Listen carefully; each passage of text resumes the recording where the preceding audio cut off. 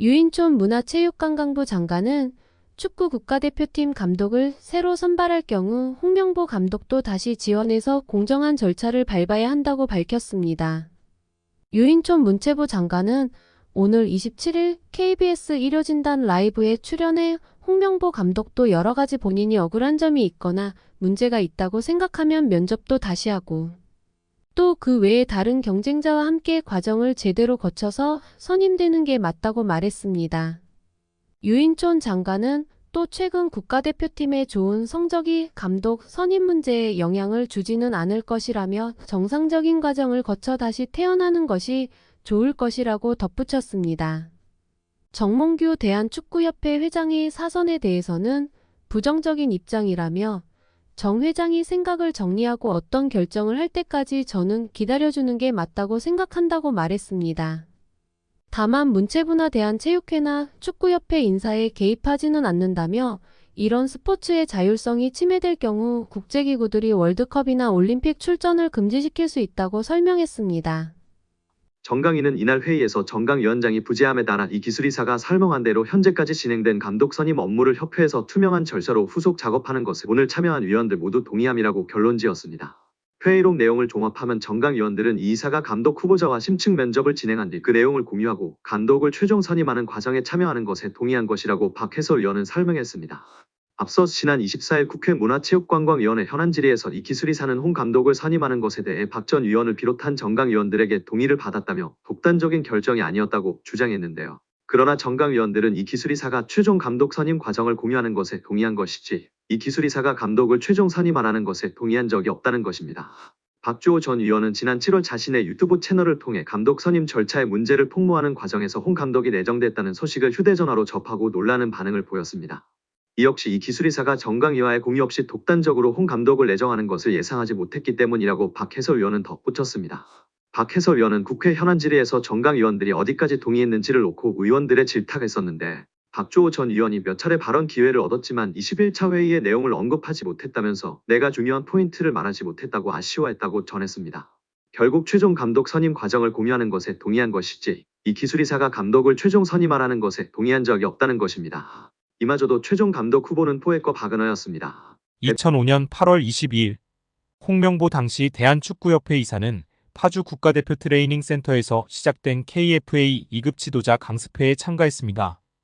홍명보는 지도자 자격증이 없는 상태였는데요. 지도자를 할 생각이었다면 상급 지도자 자격증부터 따야 했습니다.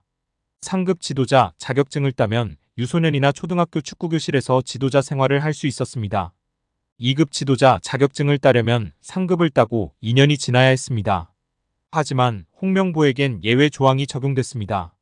협회는 국가대표팀에서 A매치 20경기 이상을 소화하거나 K리그 100경기 이상 출전한 경력자들에 한해서는 상급 지도자 자격증 없이 바로 2급 지도자 자격증을 딸 수 있게 했습니다. 2005년 9월 26일 협회는 딕 아드보카트 한국 축구 대표팀 신인 감독을 보좌할 코치 중 한 명으로 홍명보를 택했습니다. 지도자 자격증이라곤 전무했던 홍명보가 2급 지도자 자격증을 딴 지 3주 만이었습니다. 자격 논란이 불거졌습니다. 2급 지도자 자격증을 보유한 자는 중학교나 고등학교 팀만 지도할 수 있었는데요. 당시 KFA 규정에 따르면 대한축구협회 1급 지도자 자격증이나 아시아축구연맹 A급 지도자 자격증을 취득한 자만 대표팀 지도자로 일할 수 있었습니다. 협회는 당시 지휘권을 갖지 않는 보조 지도자 역할이기 때문에 홍명보 코치의 1급 자격증 취득 여부는 크게 문제될 것이 없다는 입장이었습니다. 지도자 경력이라곤 지도자 수업 3주뿐이었던 홍명보는 국가대표팀 코칭 스태프에 합류한 역사적인 사건이었습니다. 홍명보는 국가대표팀 코치를 맡은 지 1년이 채 지나지 않아 2006 독일 월드컵을 치렀습니다. 홍명보에게 국가대표팀 코치로 지도자 생활을 시작해 월드컵을 경험하는 데까지 필요했던 시간은 단 9개월이었습니다. 누군가는 평생의 꿈이 될 수 있는 월드컵을 경험하는데 홍명보는 속성 자격증 취득부터 돈으로 살 수 없는 월드컵 코치 경험까지 정말 대단합니다. 이후에도 홍명보는 탄탄대로였습니다. 홍명보는 2006 독일 월드컵 후에도 국가대표팀에 남았는데요.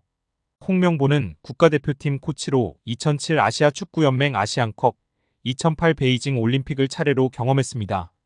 2006 독일 월드컵 16강 진출 실패, 2007 아시안컵 3위 및 음주 파문, 2008 베이징 올림픽 조별리그 탈락 등 대표팀은 실패를 거듭했지만 홍명보가 책임질 건 없었습니다. 홍명보는 2008 베이징 올림픽을 마친 후 감독 생활을 시작했습니다.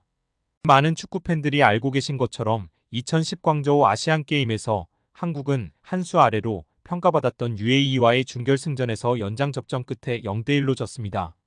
한국은 이 대회에서 3위에 머물며 홍명보의 경질이 예상되었습니다. 그러나 놀랍게도 홍명보는 경질되지 않았습니다. 아시안게임은 금메달이 아니면 의미가 없는 게 분명했고, 지난 2002년 부산 아시안게임에서 3위를 한 박항서 감독이 경질되었던 사례가 있기에 명분은 차고도 넘쳤습니다. 그러나 협회는 홍명보를 경질하지 않았습니다. 심지어 2014년 브라질 월드컵에서는 본선 1승도 거두지 못하고 탈락했는데도 협회는 재신임을 발표했었습니다. 결국 여론의 반발이 점점 커지자 기자회견을 열어 자진 사퇴했었습니다. 이후 협회는 2017년 홍명보를 행정총괄 책임자인 전무이사로 내정했습니다. 당시 홍명보는 행정 경험이 전무했었습니다. 이렇게 협회와 홍명보는 아주 끈끈한 관계였으며 증명 없이도 임기를 보장받았었고 낙하산으로만 채용되었던 홍명보였습니다. 이번에도 프리패스로 채용된 것도 홍명보는 뭐 자연스러웠을 겁니다. 홍명보는 나를 버렸다. 이젠 대한민국 축구밖에 없다고 하며 대표팀 감독을 승낙했다고 밝혔었는데요. 홍명보가 버린 건 자신이 아닌 울산입니다. 울산은 3년 재계약을 맺은 지 1년도 지나지 않은 감독을 협회에 내어주면서 상처만 남겼습니다. 홍명보는 대표팀 감독으로 실력은 물론이거니와 도의 신의를 저버리는 인성도 문제가 있는 감독입니다. 속히 선임 취소 혹은 자진 사퇴만이 답입니다. 국회 문화체육관광위원회 강희정 국회의원이 국제축구연맹 피파에 최근 진행 중인 대한축구협회 국정감사에 대해 문의한 결과 피파도 한국 정부가 한국 축구의 좋은 거버넌스를 위해 감사하는 것인지 축구협회 회장 선출 조항이 민주적인지 검토 중이라는 답을 얻었다고 밝혔습니다. 강유정 의원실은 보도자료를 통해 피파의 답변은 대한축구협회가 그동안 누누이 강조했던 정치 개입 금지와는 조금 결이 다른 반응이라고 설명했습니다.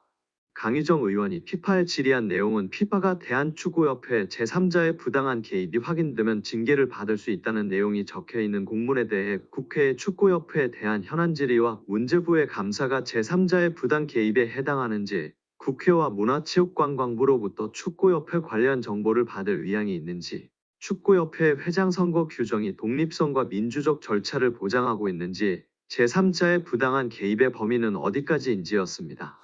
이에 대한 피파 답변은 한국 정부의 감사가 부당한 영향에 해당하는지에 대한 확답은 아니었지만 피파는 한국 정부가 한국 축구의 좋은 의사결정 구조를 보장하기 위해 감사를 실시하는 것에 대해 이해하고 있다. 한국 정부가 구체적인 상황을 가지고 있다면 대한축구협회와 공유한 후 대한축구협회가 이를 피파의 공식 채널로 전달할 수 있기를 권장한다는 내용이었습니다. 또한 피파도 대한축구협회의 선거 절차가 적절한지 검토하고 있다며 피파는 선거 절차와 관련 AFC, 아시아축구연맹과 함께 대한축구협회와의 논의를 시작하여 관련 조항을 피파의 기준에 맞추기 위한 논의를 2023년 12월에 시작했다는 답변도 받았습니다. 이에 대해 강희정 의원은 제3자의 개입 금지를 강조했던 축구협회와 달리 피파는 각국 협회의 국내법과 피파 정관 모두를 준수할 것을 요구했다나요. 피파 각 국회와 문화체육관광부가 한국 축구의 좋은 의사결정 구조를 보장하기 위한 감사를 실시하는 것을 높이 평가한다 한 만큼 축구협회도 국내법과 피파 정관에 따른 투명한 의사결정 구조를 만들어야 한다라고 말했습니다. 다만 피파와 현대가의 유착관계에 대한 우려도 나오고 있는데요. 이는 피파의 전략적 목표와 관련이 있습니다. 피파는 클럽 월드컵 등 주요 대회의 확대와 글로벌 축구 시장의 확장을 추진하고 있습니다. 정몽규 회장과의 협력은 이러한 목표를 달성하는 데 필수적인 요소로 평가받고 있습니다. 현대차는 피파의 오랜 후원자이기 때문인데요. 인판티노 회장은 현대차와의 관계를 지속적으로 강화해야 합니다. 결국 홍명보 국가대표팀 감독 뒤에는 KFA가 있고 그 뒤에는 정몽규 회장이 자리하고 있는 셈입니다. 피파와 현대차의 파트너십은 1999년으로 거슬러 올라갑니다. 당시 피파는 월드컵 마케팅 권리를 여러 기업에 개방하는 새로운 전략을 채택했습니다. 현대차는 피파와 파트너 관계를 맺고 2002년 한일 월드컵을 포함한 13개 피파 대회를 후원했습니다. 2002년부터 2022년 카타르 월드컵까지 총 6회의 월드컵을 지원하며 최소 1조 원 이상의 자금을 투자한 것으로 추정됩니다.